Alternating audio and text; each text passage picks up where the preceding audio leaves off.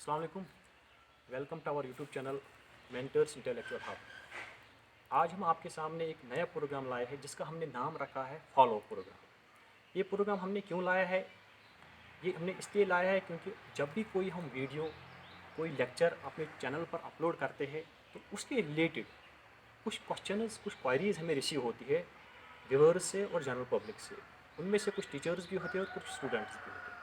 उन क्वेश्चंस को general public तक, उन व्यूअर्स तक पहुंचाने के लिए हमने इस प्रोग्राम को शेप दी है जिसका हमने नाम रखा है फॉलो अप प्रोग्राम। तो आपको याद होगा चंद दिनों पहले हमने इस चैनल में एक वीडियो अपलोड किया था, that was about partition of India. जैसा कि आप सब जानते हैं कि जो पार्टीशन ऑफ इंडिया है most controversial and most debatable topic Indian history में है। तो उस रिलेटेड भी हमें बहुत सारे क्वायरीज, बहुत सारे क्वेश्चन रिसीव हुए। तो उन क्वेश्चन, उन क्वायरीज़ को जनरल पब्लिक तक पहुंचाने के लिए, ताकि उनका फ़ायदा हर एक को मिले, उसके लिए हमने आज यहाँ पे दावत दी है दो हिस्ट्री के एक्सपर्ट्स को। एक हमारे हैं जावेद साहब, दूसरे हमारे शौकत साहब। ये दोनों उन क्वेश्चंस को उन जो भी क्वायरीज़ है जनरल पब्लिक तक पहुँचाएँगे और अपने आंसर्स से जनरल पब्लिक को फ़ायदा पहुँचाएँगे। Thank you. Go on. Javed sahab, जो हमारा पहला क्वेश्चन है जो हमें मौसूल हुआ है, उबैद 12th क्लास का ही स्टूडेंट है। तो इसका ये जो सवाल है वो है, who was primary responsible for partition, Muslim league, Congress और ब्रिटेन? देखिए, ये क्वेश्चन है कि पार्टीशन कराने के लिए या जो पार्टीशन हुआ उसमें प्राइमरी रोल किसका, मुस्लिम लीग का था, कांग्रेस का था या ब्रिटिश का? ब्रिटिश का। हमने लेक्चर में, जब हमने लेक्चर लोगों किया, अगर हमने लेक्चर ठीक से सुना होगा, हमने कहा जो मुस्लिम लीग की पॉलिसी 1937 तक थी, that was quite different. Okay, ये जो 1937 के बाद चेंज हुई और स्पेशली वो जो कोलिएशन नहीं बन सका, कोलिएशन गवर्नमेंट जो नहीं बन सकी, उसके बाद मुस्लिम लीग की पॉलिसी में कंप्लीटली चेंज आई।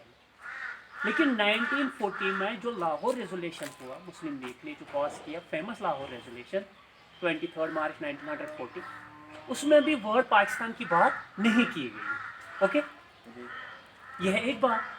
दूसरी बात, इंडियन नेशनल कांग्रेस ने 1938, 1939 में कुछ चीज़ें, जैसे वो वंदे मातरम के कुछ सिटेंजाज, उनको उन्होंने छोड़ दिया, या जो हिंदू महासभा और दिस आरएसएस के साथ जो कुछ मेंबर्स एफिलेट थे उनको डिस्क्वालीफाई किया। लेकिन वो तो बहुत लेट हुआ था। और 1857 जो रिवोल्ट हुआ, जिसे हम हॉलोकॉस्ट ऑफ इंडियन हिस्ट्री कहते हैं, उस रिवोल्ट के बाद हम देखते हैं ये जो यूनिटी इंडियन दिस मुस्लिम्स और हिंदू की यूनिटी थी, उसको ब्रेक करने के लिए ब्रिटिश ने हर कोई कदम उठाया।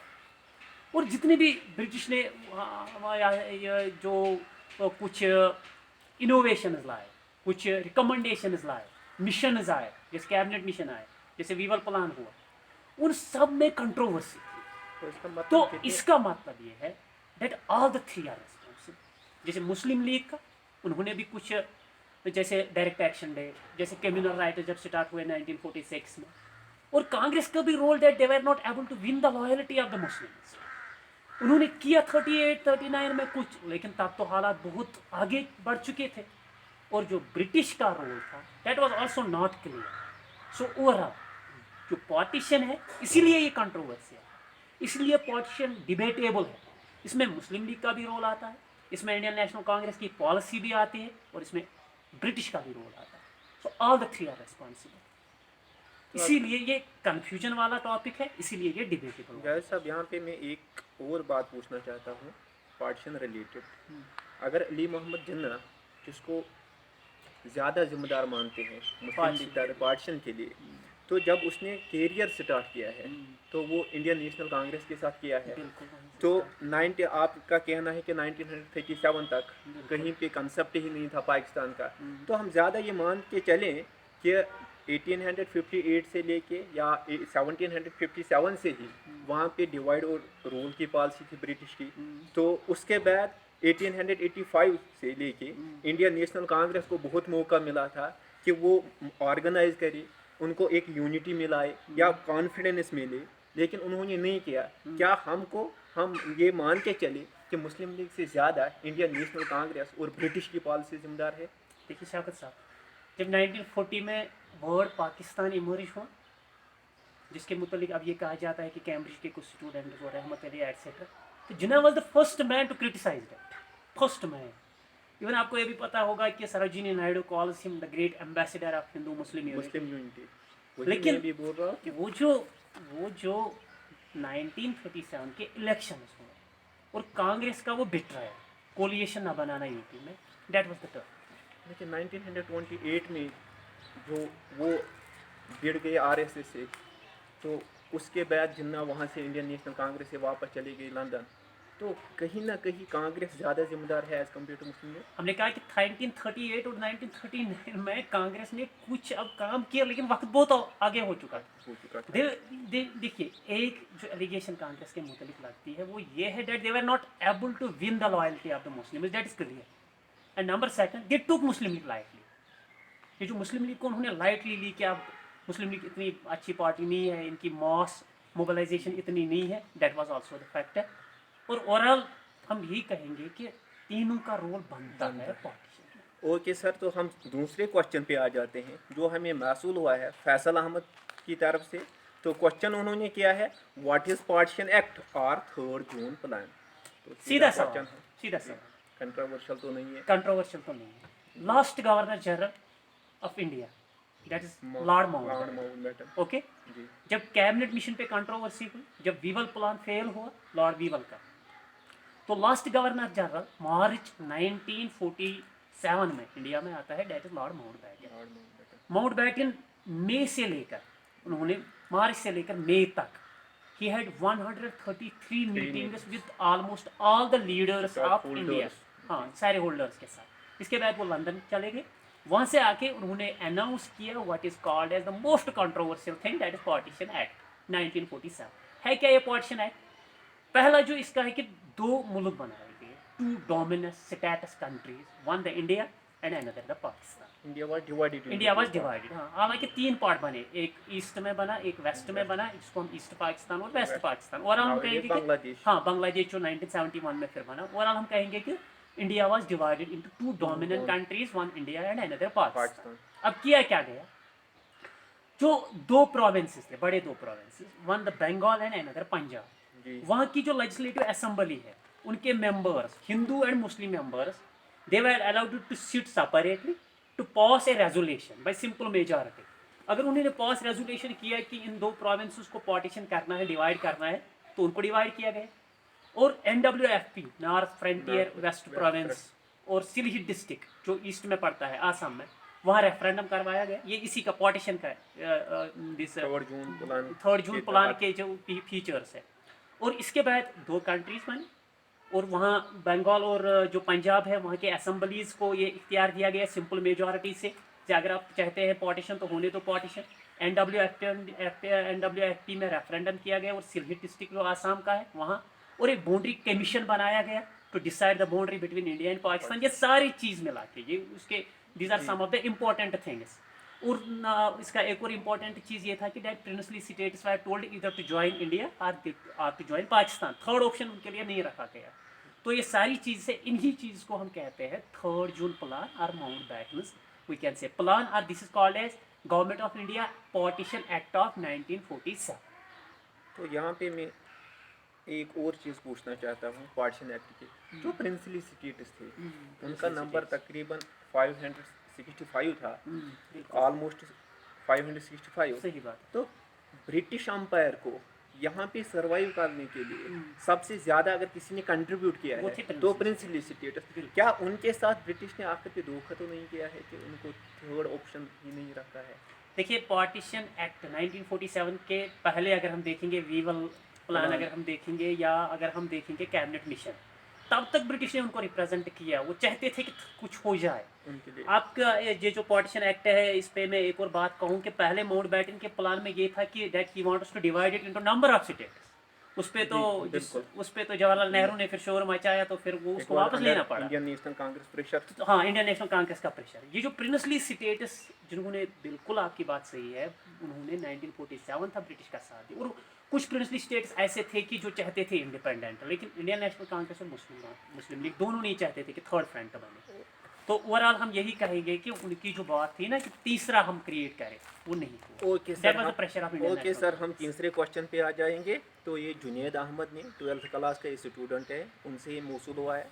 उनका क्वेश्चन है, जो सेपरेट इलेक्टोरेट्स है उसका मेन पर्पस क्या था? Main क्या purpose था क्या क्या ब्रिटिश जो यहाँ पे डिफरेंट कम्युनिटीज थे उनको कंप्लीट राइट्स देना चाहते हैं, या उनका कोई और गरज था, मकासद थे उनके उसके पीछे कि उन्होंने ये सेपरेट इलेक्ट मुस्लिम को दिए हैं, दलित को सही भी, या भीमराव अम्बेडकर को हम देखते हैं सेकंड राउंड टेबल कॉन्फ्रेंस में जब गांधी जी से controversy जी देखिए शौकत साहब, अप टू 1947 ब्रिटिश ने कभी भी इंडिया को एक नेशन नहीं माना। जी उनकी व्यू थी that India is number of Nations. जब भी सेफ गार्ड्स यहाँ मांगते थे, कॉन्स्टिट्यूशनल राइट्स मांगते थे, तब वो कहते थे कि हम किनको राइट्स देंगे। अब तो एक ही पार्टी नहीं है। आप देखते हैं फर्स्ट राउंड टेबल कॉन्फ्रेंस में भी वही हुआ, सेकंड राउंड टेबल कॉन्फ्रेंस में भी हुआ, थर्ड में भी वही हुआ। तो ये जो सेपरेट इलेक्टोरेट उनका जो देना था, इसके पीछे जो बैकग्राउंड था वो यही था, डिवाइड एंड रूल। वो यही था कि जो कंसेप्ट ऑफ फ्रीडम था उसको डिल्यूट करना, डिसयूनिटी आ जाए। डिसयूनिटी आ जाए, ताकि सब कुछ मिले लेकिन इंडिपेंडेंस नहीं। ओके सर, चौथा क्वेश्चन हमें मौसूल हुआ है मोहम्मद अयूब का। तो वो पूछते हैं, was Congress party created by British and why it turned against British? मैं इसको थोड़ा ठीक करना चाहता हूँ। क्वेश्चन होना चाहिए, was Congress party created by British. अगर ब्रिटिश ने क्रिएट की होती तो पहले क्वेश्चन को हम क्लियर करना चाहता हूँ, whether it was created by British और not, because some scholars are saying that it was created by British. As we know that it is a myth, it was not created by British. Exactly. तो यहाँ पे Exactly. आप clear उनको कीजिए, it was not created by British. तो यहाँ पे question हो, whether it was created or not. If created by British, then why it turned against British? देखिए शाह साहब, एक आपको पता है कि इंडियन नेशनल कांग्रेस के मुतालिक कहा जाता है that it was the safety value. Safety value, बिल्कुल। ये जो सेफ्टी वैल्यू का कंसेप्ट था, ये किस टाइम में इमर्ज हुआ? जब एक्सट्रीमिस्ट्स आए, उन्होंने ये ज्यादा इसको बाल उछाला। गंगाधर तिलक ने ज्यादा उसको उछाला। और एक और बात जो क्लियर होनी चाहिए, ये जो एओ हुम का कंट्रीब्यूशन है कांग्रेस को क्रिएट करने में, at that time he was a retired official, he was not the serving official of the British. तो ये चीज़ कहना that it was the safety value of the British, it was the hand work of the British and then why it turned against the British, it is completely a myth. ये ठीक बात नहीं है। या ये जो लॉर्ड डिफरेंट के मुतालिक कहा जाता है कि जब इंडियन नेशनल कांग्रेस का पहला इजलास हुआ तो उन्होंने उनको चाय पिलाई एटसेट्रा। नंबर एक, नंबर जो सबसे इम्पोर्टेंट है, हमें देखना है कांग्रेस का कंट्रीब्यूशन, कांग्रेस का थॉट इन द स्टेज। जब तुम मॉडरेट स्टेज पे आते हैं तो majority of the moderators believe that British are civilised and they will civilize the India. It was their thought at that time. Even it was the thought of Raja Mohan Rai. Exactly, it was the thought of Raja Mohan Rai at that Sir time. Sayyid Ahmad Khan, most famous social reformers. लेकिन उन्हीं moderators में फिर हम देखते हैं जब दादा भाई नेहरू जी बुक लिखते हैं poverty and un British rule in India, तो चेंज आती है। और जब 1905 का टाइम आता है तो मॉडरेट्स को लग रहा है ना तो ये सिविलाइज करने आए हैं, ना तो ये यहाँ रिफॉर्म्स करने आए हैं, तो नई डेवलपमेंट के लिए आते। लेकिन जब एक्सट्रीमिस्ट का पीरियड आया, एक्सट्रीमिस्ट वालों ने अब कांग्रेस को जो पहला पीरियड था, मॉडरेट्स का पीरियड था, उसके मतलब यही कहना किया कि ये सेफ्टी वैल्यू है, ये ब्रिटिश की हैंडवर्क है। तो ये बात गलत है, ब्रिटिश ने कांग्रेस को नहीं क्रिएट किया और कांग्रेस की पॉलिसी डिफरेंट लेवल्स पे चेंज होती रही अकॉर्डिंग टू द सर्कमस्टेंसेस। ये सर्कमस्टेंसेस के मुताबिक चेंज होती रही। ओके सर, तो यहाँ पे पांचवा क्वेश्चन जो हमें मौसूल हुआ है, ये मोहम्मद सिकंदर ने भेजा है। तो वो पूछते हैं, वाज पार्टीशन हार्मफुल और फ्रूटफुल? तो ये मोस्ट कंट्रोवर्शियल क्वेश्चन है सिकंदर साहब का। तो सिंपल छोटे छोटे अल्फाज में कि ये फ्रूटफुल भी है, ये हार्मफुल भी है। तो थोड़ा फ्रूटफुल बताइए कि किस सेंस में ये फ्रूटफुल है, और हार्मफुल अगर देखेंगे तो किस सेंस में हार्मफुल है। देखिए शाह साहब, ये सवाल है कि वाज पार्टीशन फ्रूटफुल और harmful, it is opinion based question. It can not be have a direct answer which will be acceptable for all. ये सबों के लिए एक ही आंसर नहीं होगा। लेकिन एक बात है, जब हम पार्टीशन की इल इफेक्ट्स पे नजर डालते हैं, जैसे पार्टीशन की वजह से हुआ क्या, एक तो पहले पार्टीशन की वजह से लाहौर की किलिंग थी। नंबर सेकंड, रिफ्यूजीज़ का बहुत बड़ा मसला है, यहाँ से लोग चले गए वहाँ, वहाँ से लोग चले गए यहाँ। डिवास्टेशन बहुत ज़्यादा हुई 1947 में। जाहिद साहब तो- एक मिनट जो 10th क्वेश्चन हमें मिला है सब्जार अहमद का, वो पूछते हैं what were the immediate consequences of the partition, तो वो उसी से क्लियर हो जाएगा चलो ठीक है, क्योंकि ये इमीडिएट इमीडिएट कॉन्सिक्वेंसेस ये भी है, इमीडिएट कॉन्सिक्वेंसेस, तो उसका भी क्लियर यहाँ पे हो इमीडिएट जाएगा। कॉन्सिक्वेंस इसमें आएगी अगर हम देखेंगे रिफ्यूजीज का मसला। इमीडिएट कॉन्सिक्वेंस इसकी आएगी devastation, devastation of agricultural land, devastation of everything.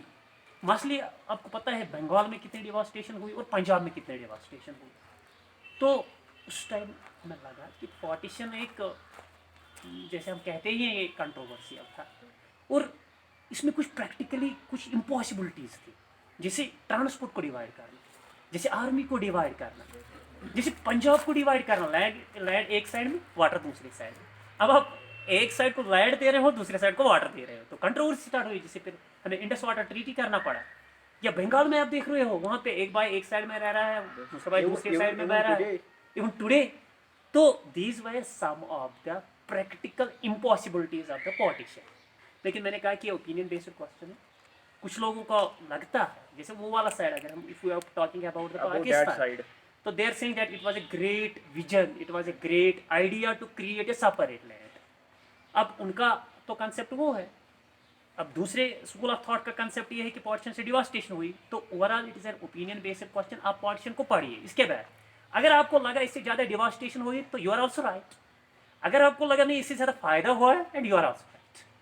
तो अगर बांग्लादेश की जिक्र करें तो उनको लगा ठीक है। तो वही मैंने कहा ना कि that different schools of thought hold different things okay sir. And they have got their own versions regarding this. तो क्वेश्चन नंबर नेक्स्ट जो हमें मिला है, ये मिला है मुनीबा जान। तो उसने पूछा why was Gandhi not arrested by the British in its very first movement, that is Champaran movement. जब गांधी साउथ अफ्रीका से आए 1915 में, तो एक साल के बाद उन्होंने यहाँ पे मूवमेंट स्टार्ट की बिहार में, Champaran movement.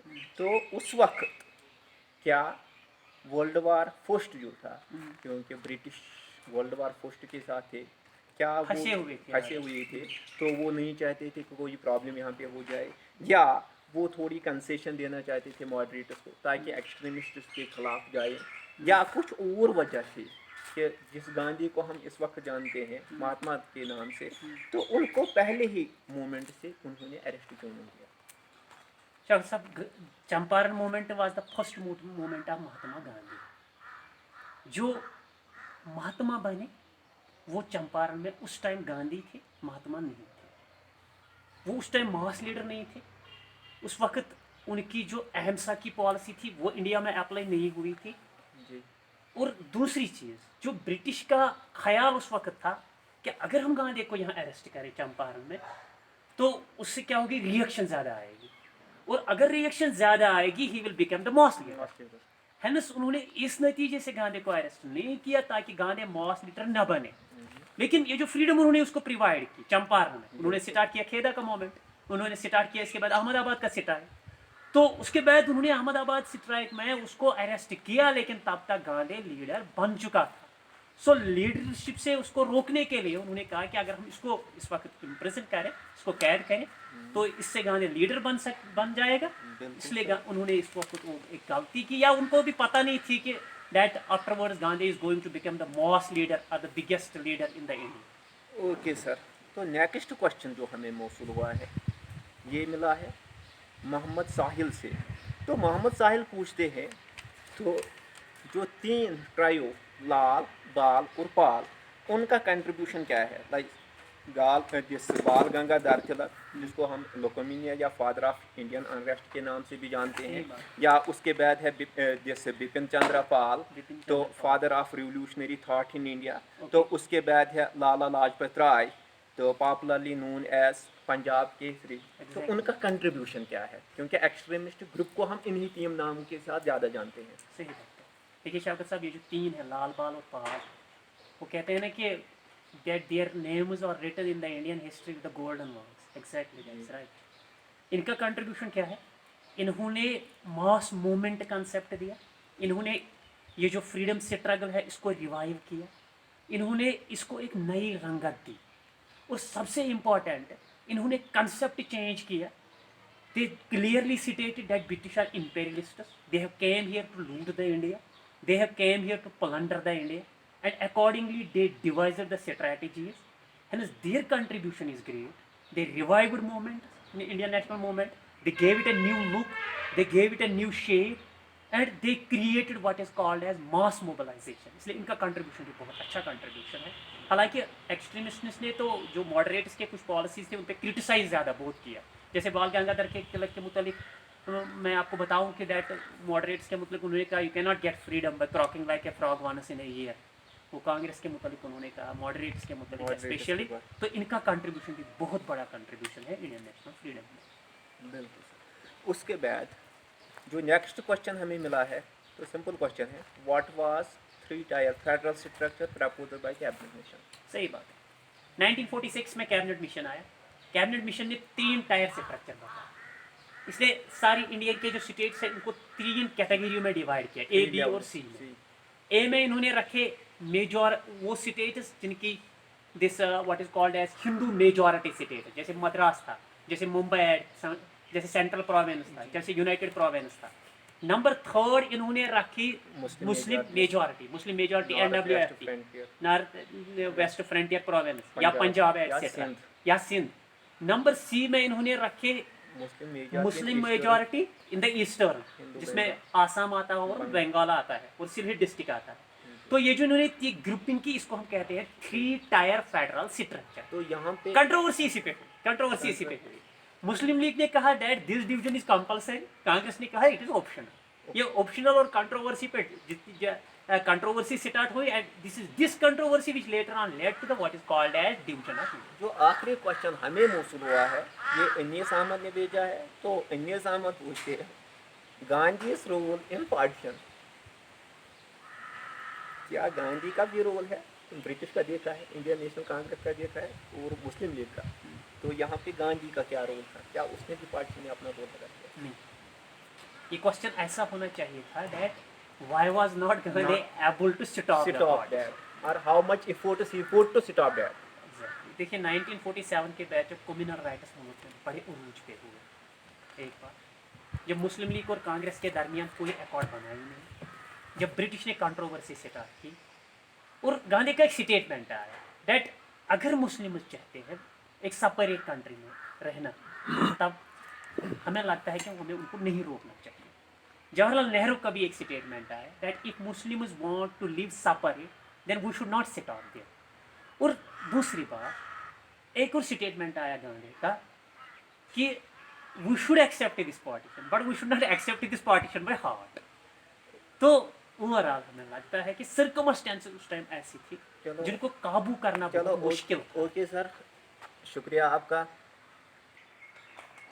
Thank you very much Javed साहब और शौकत साहब. आई होप कि हमारे व्यूअर्स को सारे क्वेश्चन का आंसर मिला होगा. तो जनरल पब्लिक जितने भी लोगों के पास, जितने लोगों के जहन में ये क्वेश्चन राइज हुए होंगे हमारे वीडियो से, आई होप कि सब उनको क्लियर हुए होंगे. तो इसके बाद मैं एक और बात कहना चाहता हूँ कि जो हमारा ये फॉलो प्रोग्राम है ये हमेशा इसी तरीके से जारी रहेगा. जितने भी सारे हमें क्वेश्चन आगे मिलते रहेंगे, हम इसी तरीके से उनको एड्रेस करेंगे. तो अब आज के लिए इतना ही.